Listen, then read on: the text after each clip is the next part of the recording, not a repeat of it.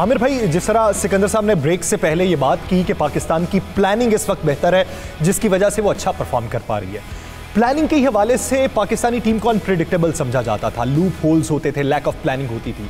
तो अब की बार चेंजेस क्या देखी गई और माजी में प्लानिंग वैसी क्यों नहीं होती रही? देखिए, प्लानिंग जब आप करते हैं ना, उसके प्री रेक्विजिट्स हैं। सबसे पहले आपने कंडीशंस देखनी है, कहाँ पे आप खेल रहे हो, ऑपोजिशन क्या है, उनके स्ट्रॉन्ग पॉइंट्स क्या हैं, वीक पॉइंट्स क्या हैं। आपने वीक पॉइंट्स को आपने एक्सप्लॉइट करना है और फिर आपने अपनी टीम को देखना है, अपने लड़कों को देखना है, उनकी एबिलिटी को देखना है।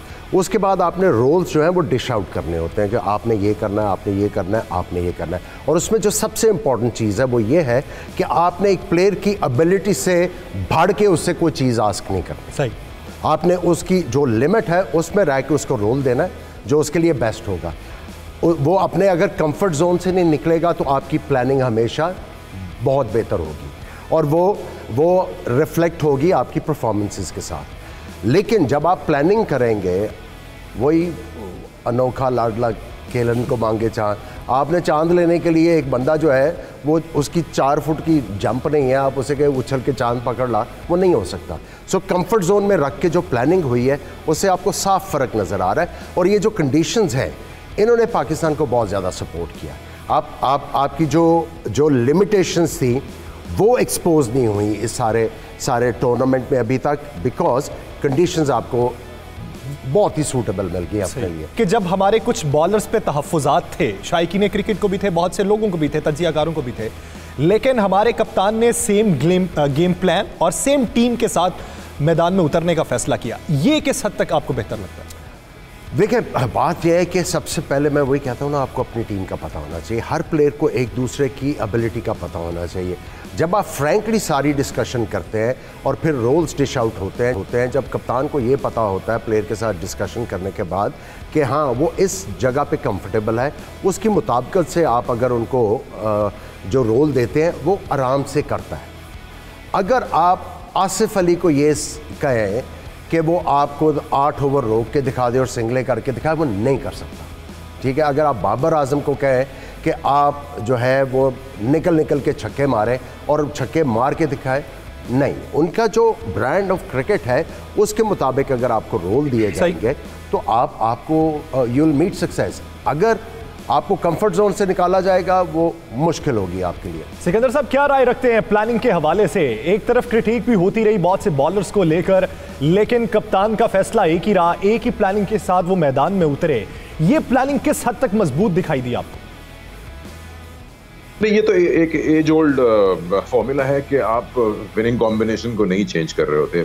ऑब्वियसली 11 खेल रहे होते हैं, उसमें कहीं ना कहीं किसी एक का खराब दिन हो सकता है, तो आप उसको हटाते नहीं, साथ लेकर चलते हैं। और I don't see any reason why Pakistan अपने इस स्क्वाड को या इस 11 को चेंज करे जब उनके पास 4 मैचेस में 4 विक्ट्रीज आ चुकी हैं। यानी ये अगर हम इंडिया की यहाँ पे मिसाल ले लें तो वो क्रूशियल सिचुएशन के अंदर अपनी जो फाइनल 11 है उसको बार बार तब्दील करता जा रहा है, तो वो तब्दील कर सकता है, हमें नहीं करनी चाहिए।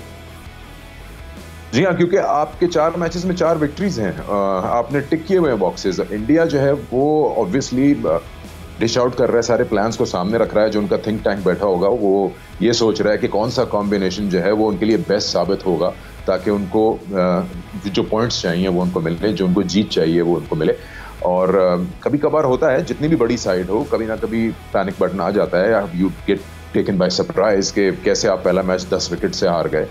आपको जवाब देना होता है बहुत सारी चीज़ों का, आप पे एक्सपेक्टेशंस होती हैं, तो वो रिजल्ट करती हैं कुछ चेंजेस में। तो आई थिंक जो चेंजेस इंडिया ने किया, आई थिंक ग्राउंड को देखते हुए, ऑपोजिशन को देखते हुए, वो नेसेसरी होंगे उनके थिंक टैंक के हिसाब से। पाकिस्तान एक चीज़ जब जुड़ी हुई है उसको क्यों तोड़े? सिकंदर साहब, आपने बहुत सी डोमेस्टिक क्रिकेट को कवर किया है, मुख्तलिफ जगहों पे खिलाड़ियों की कारकर्दगी को जांचा है। क्या समझते हैं कि शुएब मलिक और मोहम्मद हफीज़ इस वर्ल्ड कप के बाद रिटायरमेंट अगर ले लें तो उनके मुतबादिल क्या आपको लगता है कि कोई खिलाड़ी मौजूद हैं? अगर हैदर अली को निकाल दिया जाए, कोई और? नहीं, हैदर अली तो डिफरेंट काइंड ऑफ क्रिकेटर हैं। अगर आप बात कर रहे हैं हफीज़ की या शोएब मलिक की, या आपने जो सवाल किया ये फिर अक्रॉस द फॉर्मेट्स चला जाएगा।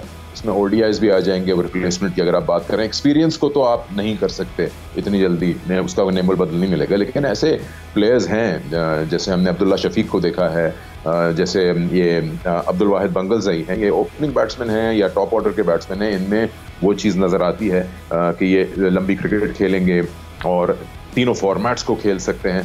तो पाकिस्तान के पास है ऐसी स्ट्रेंथ। हाँ, ये ज़रूरी है कि वो सिचुएशन ना आए पाकिस्तान की जैसे श्रीलंका की हुई थी, जब महिला जयवर्धने और संगकारा एक साथ निकल गए थे। उनके जो बिग शूज थे उनको फिल करने के लिए बड़ा टाइम लगा। इनफैक्ट वो मिला ही नहीं उनको जो वो चाहते थे। पाकिस्तान के लिए ऑब्वियसली कोई भी चीज़ हमेशा के लिए तो नहीं होती। जब आप के कोई प्लेयर्स रिटायर होते हैं, आमिर सोहेल इतने अरसे खेले हैं, सईद अनवर खेले हैं, यू नीड टू फाइंड। कितना सवाल उठा बार बार कि पाकिस्तान को ओपनिंग पेयर नहीं मिल रहा। अब जाके लोग कह रहे हैं कि रिजवान और बाबर का जो ओपनिंग पेयर है वो पाकिस्तान को शायद मिल गया है।